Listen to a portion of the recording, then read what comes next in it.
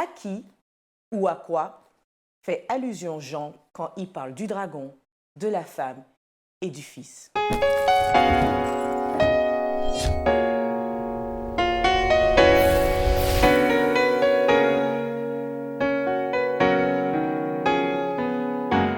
Chers amis, c'est un plaisir de vous retrouver autour de votre émission Autrement dit, et nous sommes en compagnie de Bruno et d'Éric.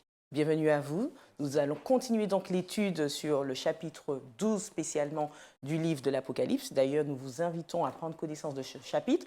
Nous allons décortiquer point par point, je vous annonce la couleur d'ores et déjà, ce chapitre où nous voyons vraiment un nouveau tableau. Nous avons vu précédemment plusieurs tableaux où nous avons pu aborder les différentes églises, le couronnement de l'agneau et autres.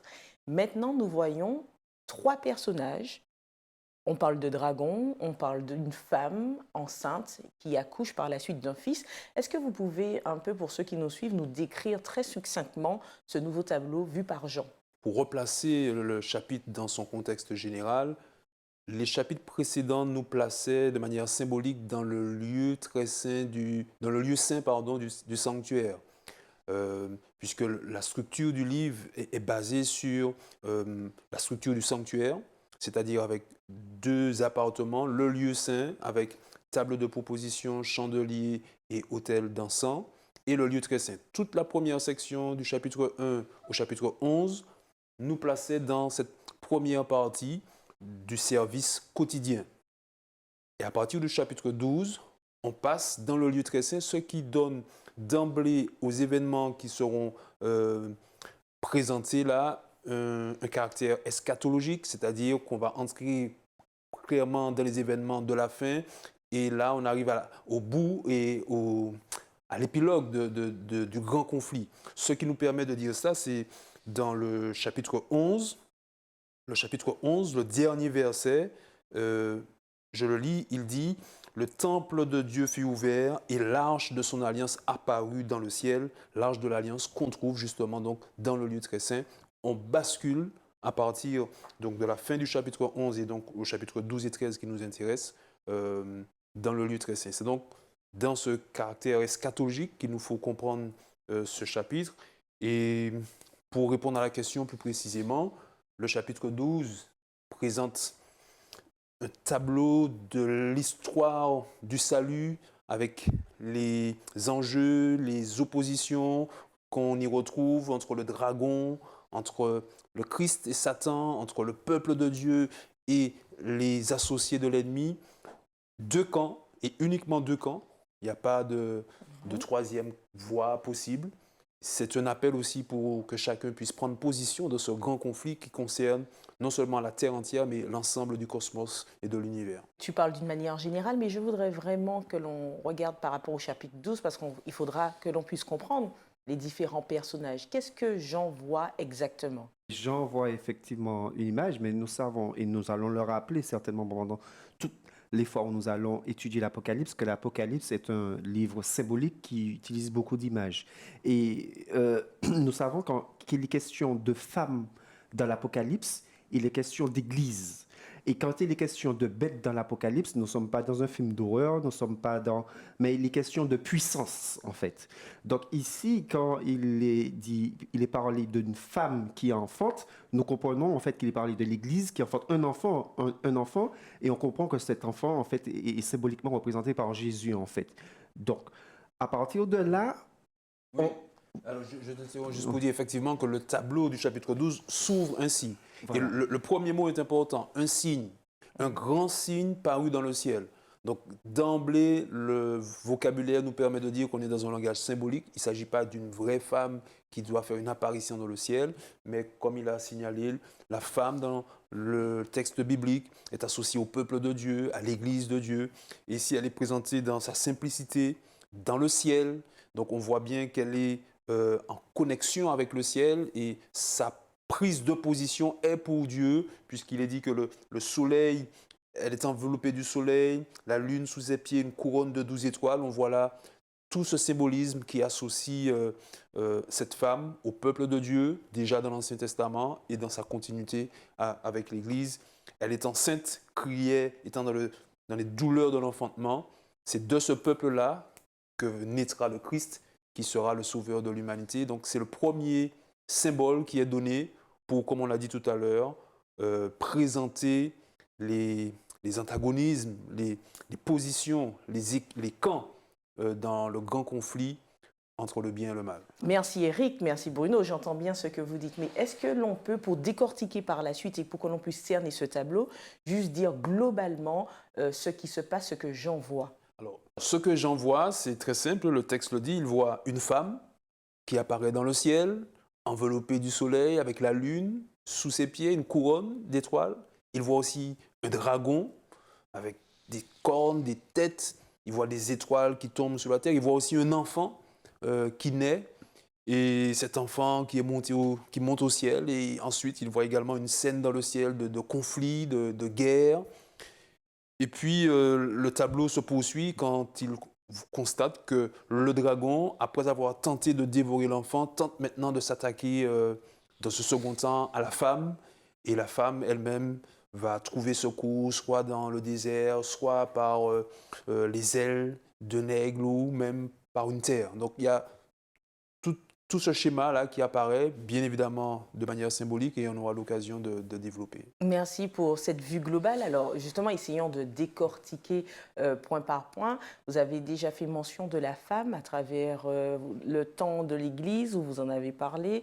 Alors, il faut simplement dire que l'Église n'est que la continuité du peuple d'Israël que Dieu a mis à part pour la mission. Donc quand on voit la femme, on la voit d'abord dans son expression, je dirais, de l'Ancien Testament en tant que peuple d'Israël, et ensuite dans sa continuité avec l'Église et dans sa mission. Dans ce que tu dis, Éric, on comprend que la femme, c'est le peuple d'Israël, en fait c'est Israël, et après, dans sa continuité, l'Église. C'est ça?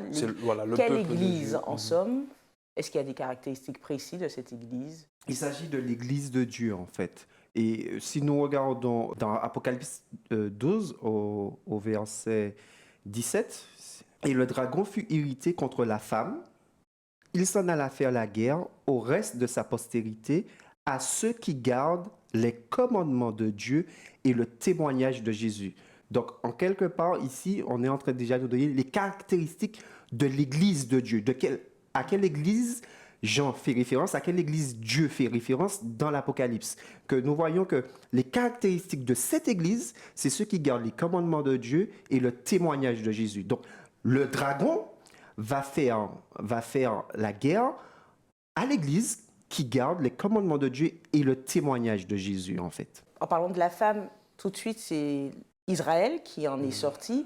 Est-ce que tout de suite également, on peut se dire, eh bien, tiens, c'est telle dénomination ou pas?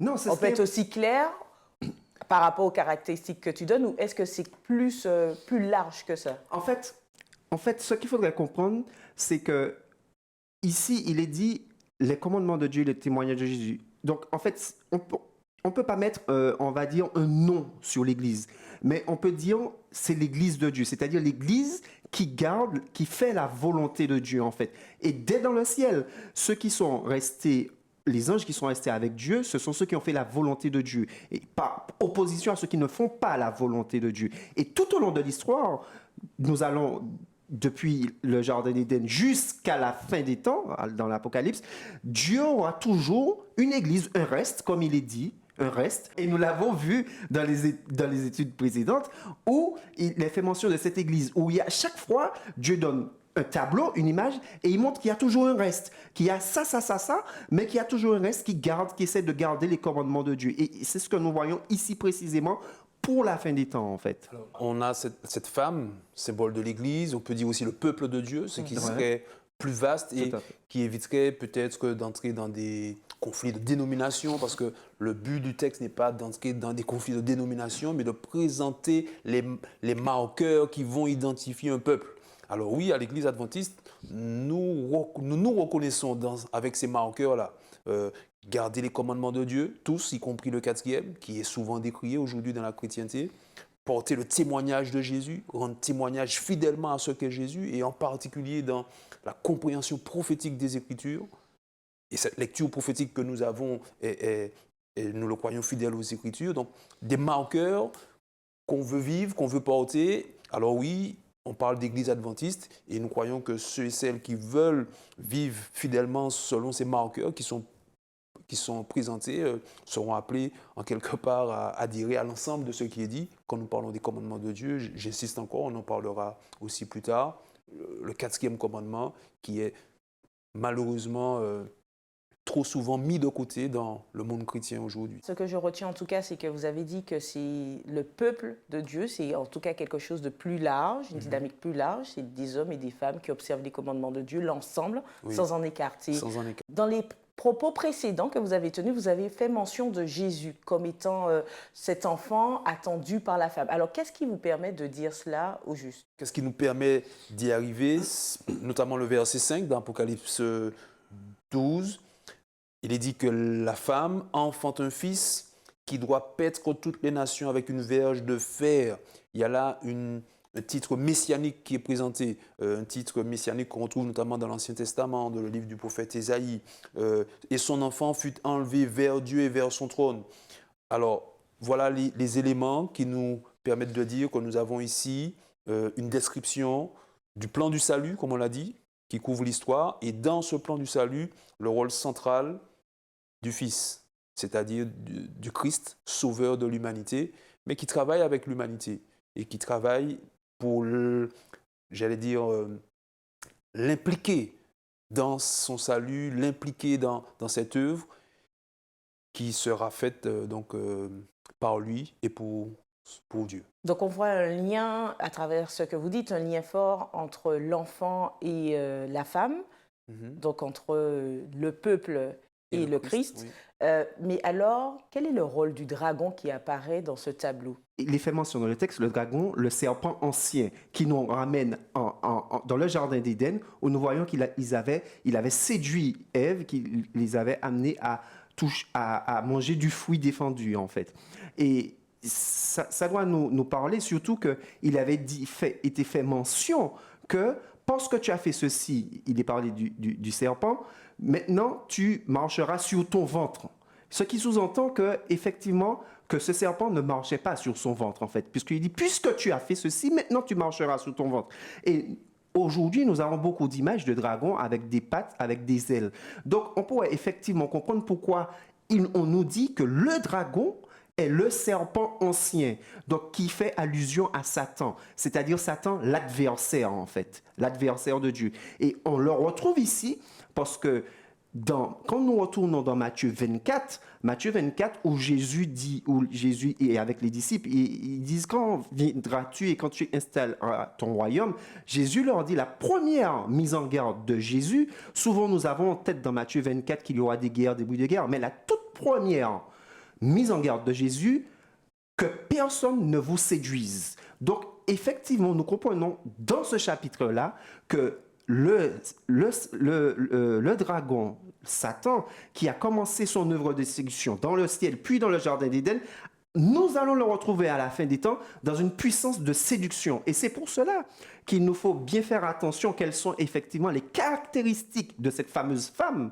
de cette église, pour comprendre où nous en sommes en fait, pour que nous ne soyons pas séduits. Ce dont parle Bruno, on le retrouve notamment dans le verset 9 du chapitre 12, puisque le texte lui-même donne les éléments pour comprendre les signes qui sont présentés. Au verset 3, il est dit qu'un autre signe parut dans le ciel et c'était un grand dragon. Et au verset 9, on nous dit que le grand dragon, c'est le serpent ancien appelé le diable et Satan, celui qui séduit. Et on retrouve cette idée de séduction, toute la terre habitée. Donc, oui, le dragon, c'est l'ennemi de Dieu. On le voit d'emblée cherchant à dévorer l'enfant, à attaquer l'enfant pour le dévorer. Et face à son échec, plus tard, on le verra, puisqu'il n'a pas pu avoir l'enfant, il s'attaquera à sa mère. C'est une force, une personne qui se positionne clairement contre Dieu et contre son œuvre et contre tous ceux qui veulent s'attacher à Dieu. On aurait dit que le chapitre 12 met l'emphase sur ce dragon qui est dans un état de guerre, que ce soit dans le ciel, sur la terre ou encore auprès des descendants même de l'Église. Essayons de comprendre, comment comprendre cela? On aurait dit que aussi l'espace temporel est différent. On parle d'une scène, après on retourne dans le passé d'une autre. Oui. Comment est composé comment on peut comprendre la structure du chapitre 12 de l'Apocalypse? Tu parles de la structure du chapitre 12, mais quand on regarde bien, il s'agit de toute la structure de l'Apocalypse. En fait, parce que dans l'Apocalypse, on est envoyé en arrière, on est envoyé en avant, on est l'Apocalypse. Et c'est pour ça qu'en fait, que ce que je vais dire, c'est très important. Ce n'est pas l'intelligence de l'homme qui pourra permettre de comprendre ce qui est dans l'Apocalypse. C'est l'Esprit de Dieu qui peut révéler à l'homme ce que Dieu veut nous dire. Bien sûr, si nous lisons l'Apocalypse en tant qu'homme, nous allons trouver certaines choses, nous allons trouver des interprétations. Mais pour ne pas tomber dans ce piège, toute chose que nous allons découvrir dans l'Apocalypse, nous devrions le trouver aussi dans d'autres livres. Et c'est pour cela qu'il est important d'associer l'étude de l'Apocalypse avec celle du livre de Daniel, parce que c'est là qu'on retrouve effectivement des faits, des termes qui nous rapprochent et qui nous permettent de comprendre, qui nous permettent de soumettre les prophètes aux prophètes. Et c'est notre ligne de direction que doit être pour pouvoir comprendre et savoir si nous sommes dans la bonne direction. Il ne s'agit pas de faire dire « Ah, j'ai une interprétation, voilà, c'est ça, ça, ça, ça ». Non, on doit pouvoir retrouver dans la Bible deux ou trois prophètes qui disent la même chose, en fait. En somme, tu dis que la Bible ne se contredit pas. Non seulement ça, mais surtout qu'on ne peut pas faire d'interprétation avec une seule partie de la Bible, en fait. Qu'il faut rattacher la Bible dans d'autres. La Bible est un tout, en fait. Et c'est pour ça que l'Apocalypse est particulier, parce qu'en fait, comme tu disais, ce n'est pas que la structure 12 où on va en arrière, on va en avant, c'est tout l'Apocalypse. Et c'est pour ça qu'il est important de la resituer dans le contexte et la rattacher dans son ensemble, en fait. Oui, oui. Alors, pour parler un peu de la structure, Jean qui rédige, il rédige avec son contexte culturel. C'est un juif. Il est imprégné de cette culture hébraïque, de cette pensée hébraïque, qui n'est pas comme la nôtre, un peu linéaire. On part d'un point A pour faire une démonstration avec un point B, mais dans la pensée hébraïque, on peut faire des retours en arrière pour expliquer, pour éclairer. Alors ici, on a ce qu'on peut appeler un chiasme, c'est-à-dire une première séquence, le dragon et la femme, du verset 1er jusqu'au verset 8. Ensuite, une deuxième séquence où on retrouve le dragon et la femme, verset 13 jusqu'au verset 17. Et entre les deux, le dragon contre Michael. Et ce qui est entre les deux, et les deux sections similaires, qu'on va appeler A et A', encadrent une section centrale, B. Je ne sais pas si je me fais comprendre. Ah oui, là c'est... C'est comme le sandwich en fait. Ce qui est plus important dans le sandwich, c'est ce qui est au milieu. D'accord, donc du coup, ce qui est au milieu, c'est quand même... Il me semble que ce sont toutes les batailles que le dragon peut avoir au ciel, dans la terre et auprès de la descendance, hein, dans le chapitre 12. Le personnage central du chapitre 12 n'est pas le dragon. Le personnage central, c'est Michael. Qui est Michael, en fait? Alors, Michael, on lit aussi Michel. En hébreu, le prénom signifie celui qui est comme Dieu. Qui est comme Dieu? C'est une question qui est posée en quelque sorte. Qui est comme Dieu? Et celui qui répond à la question, ben oui, c'est Michael. Et donc, nous comprenons par là que Michael n'est autre que le Fils de Dieu, Jésus-Christ lui-même, avant son incarnation, qui répond en quelque sorte à Lucifer, qui avait cette prétention d'être semblable à Dieu. Je serai, dans Ésaïe 14, il est présenté sa philosophie, je serai semblable à Dieu. Mais la réponse qui lui est donnée, c'est que celui qui est semblable à Dieu, ce n'est pas un ange de Dieu, mais c'est le Fils de Dieu, la deuxième personne, on va dire, de la divinité. Tu mentionnes que Michael, c'est quand même le Christ avant son incarnation. Tout à fait. Et il est mention ici de la guerre dans le ciel, où néanmoins, tu as également mentionné que c'est à la crucifixion que cette guerre s'est faite, où il a été précipité sur la terre. Alors, certains peuvent dire également que cette guerre aurait pu se faire avant même le Jardin d'Éden, ou avant que le diable ne tente Adam et Ève. Oui. Alors, comment voir clair dans tout cela? Quelle interprétation serait la plus juste à aborder? Ou est-ce que simplement il y a eu deux guerres dans le ciel? Alors, il est vrai que Lucifer, dans sa première rébellion contre Dieu, est expulsé du ciel.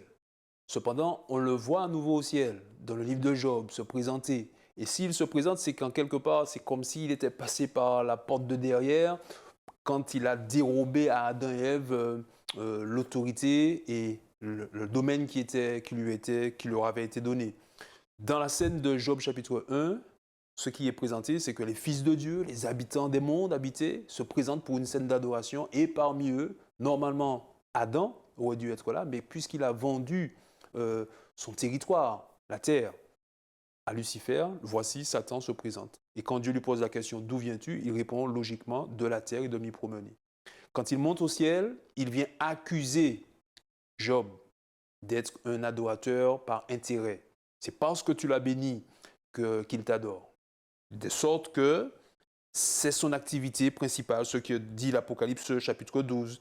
Il a été chassé, celui qui accusait les frères, l'accusateur de nos frères, qui les accusait devant Dieu jour et nuit. Donc le représentant de l'humanité avant la mort et la résurrection du Christ, c'est Lucifer. Mais c'est une très mauvaise nouvelle pour nous.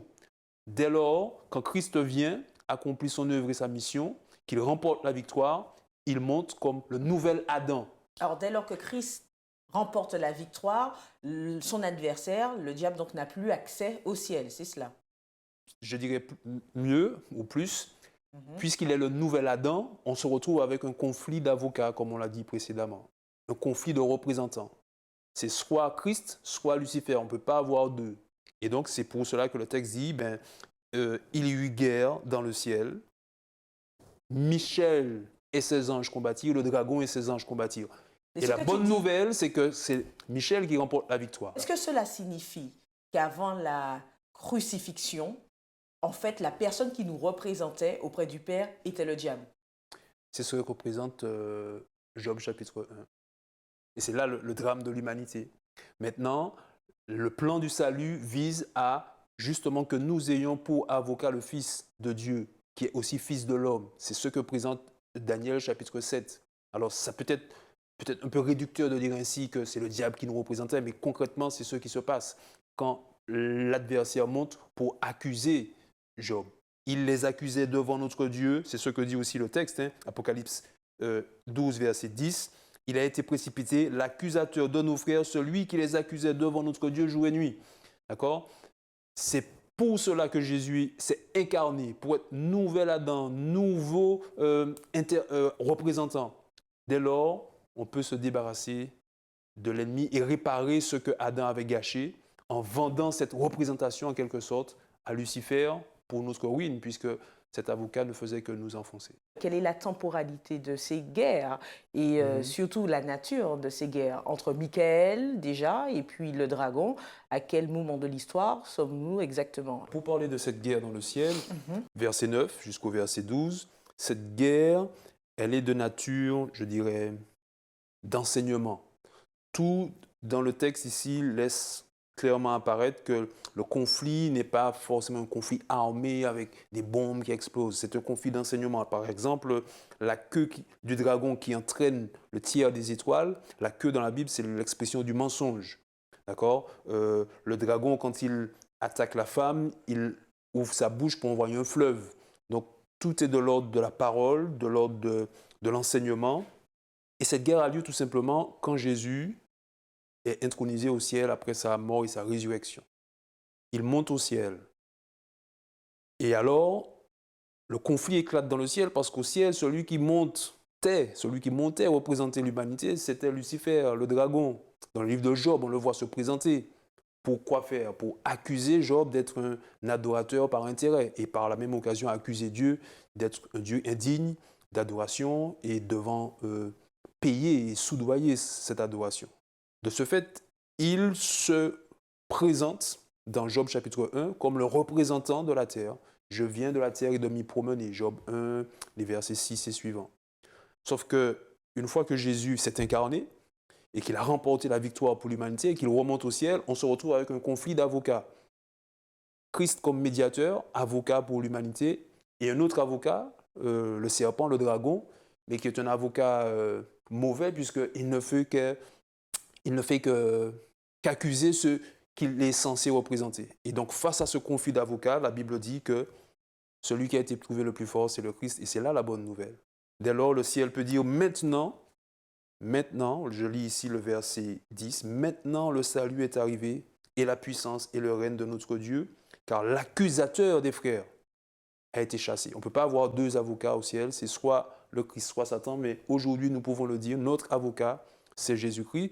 Et dans le livre de Daniel, au chapitre 7, quand le jugement commence, la bonne nouvelle, c'est que le Fils de l'homme s'approche. Un avocat qui va nous défendre et non pas Satan qui nous aurait alors accusés et enfoncés. Pourquoi après, il est dit qu'il a été précipité donc sur la terre et qu'il mène justement cette guerre sur la terre? Quel est le sens? Puisqu'en fait, il a toujours mené une guerre sur la terre. Il a toujours mené cette guerre sur la terre, maintenant précipité sur la terre parce que malheureusement, Adam et Ève ont vendu cette autorité qu'ils avaient sur le territoire. Désormais, la terre est devenue son seul espace où il pouvait s'exprimer. Maintenant, cette guerre qu'il va mener va prendre un accent dramatique, je dirais, et urgent pour lui, car désormais, sa fin est annoncée, sa victoire, et sa défaite plutôt, est scellée. La victoire du Christ est claire et définitive.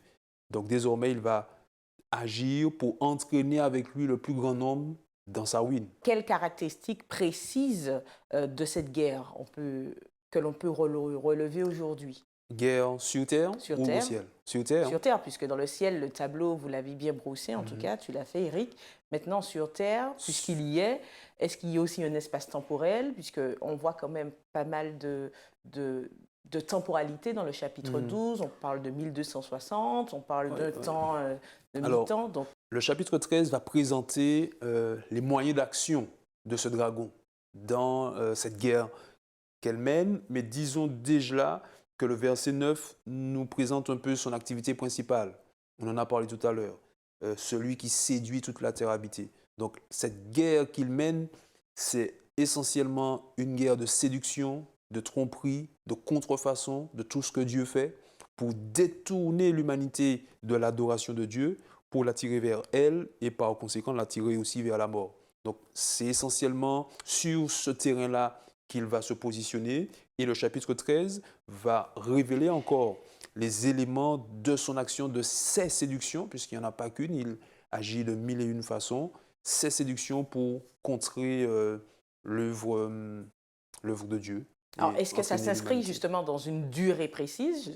J'entends ce que tu dis, mais je reviens dessus parce qu'on aurait dit qu'on a des éléments de réponse, qu'on pourrait essayer de jauger le temps, puisque pour une fois, nous voyons quand même une temporalité apparaître.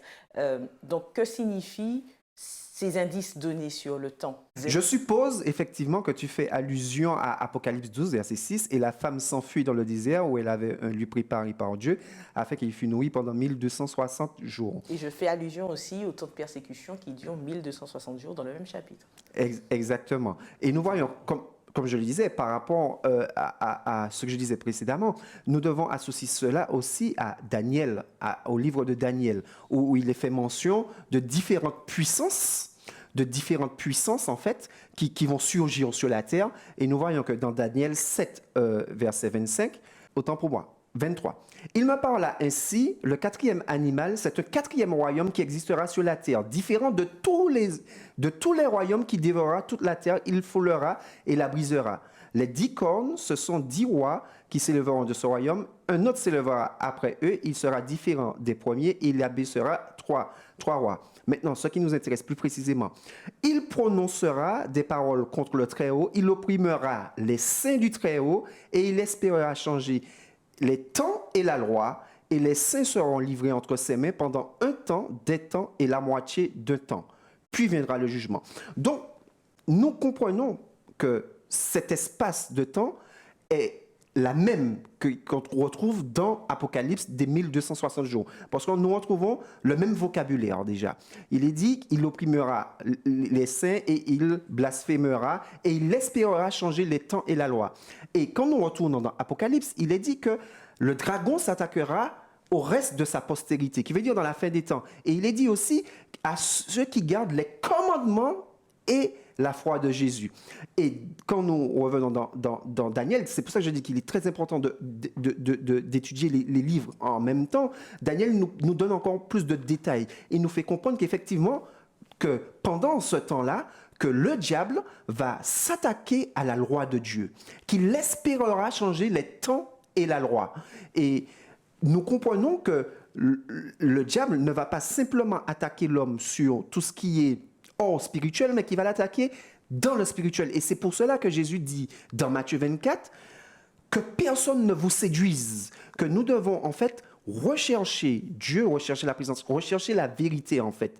Et ici, nous comprenons que dans cet espace de temps, quand la femme est dans le désert, ça veut dire que le peuple de Dieu ce sera un reste. Ce sera un reste qui va essayer effectivement de garder les commandements de Dieu, mais que le diable va glisser des erreurs, de petites erreurs dans l'adoration de ce peuple vis-à-vis de Dieu, en Mais fait. Bruno, donc tu parles au futur, donc nous n'y sommes pas encore. Tu disais? Comme tu parles, tu utilises le Oui. futur dans tes propos, est-ce que cela signifie que ces temps mentionnés ne sont pas encore arrivés? En fait, ces temps mentionnés, effectivement, il est fait mention, nous l'avons vu dans les églises, de la période du Moyen-Âge. Dans la période du Moyen-Âge où, effectivement, que nous voyons qu'il y avait une puissance qui empêchait aux gens d'avoir une Bible, qui empêchait aux gens, qui avait, au moment de l'Inquisition, où les gens étaient vraiment... étaient persécutés et qu'on n'avait pas le droit de lire la Bible, etc. etc. Et certaines choses étaient imposées au peuple de Dieu. Mais pourquoi je dis que c'est à venir? Pourquoi je donne l'impression que c'est à venir? C'est parce qu'en fait, ça c'est un temps où le diable aura l'impression, justement, d'avoir remporté la victoire. Mais ça ne veut pas dire que ce sera terminé, parce qu'il va continuer son œuvre de destruction, quand bien même, à ce moment-là où Dieu, on va dire, a permis qu'il exerce toute sa puissance, toute sa suprématie, et effectivement, elle est terminée, parce que nous voyons qu'après cette période, nous voyons qu'il y a eu un sursaut, qu'il y a eu une réforme pour remettre au cœur les Écritures et les commandements de Dieu. Je voudrais dire aussi un mot important sur ce chapitre 12. On constate que dans l'histoire, qu'il s'attaque au Fils ou qu'il s'attaque à la femme, qu'il s'attaque au Christ ou à son peuple, le dragon est toujours vaincu. Et le texte est formulé au passé, au verset 11. Ils l'ont vaincu. C'est inscrit dans l'histoire. On ne peut pas revenir dessus en parlant des frères et sœurs de l'Église. Ils l'ont vaincu à cause de deux choses, à cause du sang de l'agneau et à cause de la parole de leur témoignage. Donc, ce message du chapitre 12, bien qu'il présente un tableau difficile peut-être avec des conflits, il présente tout de même la victoire du peuple, la victoire du Christ, qui est aussi la victoire du peuple de Dieu, ce qui nous encourage à persévérer. C'est ainsi qu'il est dit que oui, nous sommes appelés à persévérer jusqu'au bout. C'est celui qui persévérera jusqu'à la fin qui sera sauvé, en gardant à l'esprit que la victoire est déjà acquise en Jésus-Christ, bien évidemment. Mais je voudrais quand bien même, je voudrais juste conclure sur cela, quand bien même nous ne comprenions pas tous les symboles, nous ne comprenions pas tout, Dieu donne toujours suffisamment pour que son peuple puisse être sauvé. Et il faudrait qu'on garde en tête le dernier verset d'Apocalypse 12 qui dit « Et le dragon fut irrité contre la femme, et il s'en alla faire la guerre au reste de sa postérité, à ceux qui gardent les commandements de Dieu et qui ont le témoignage de Jésus, en fait. » Et c'est là que nous voyons notre sauvegarde, c'est-à-dire Jésus et les commandements de Dieu. Merci Bruno, merci Eric, le temps imparti est terminé. Ce seront donc les mots de la fin. Merci à vous de nous avoir suivis. Nous vous donnons rendez-vous en prochain numéro d'Autrement dit.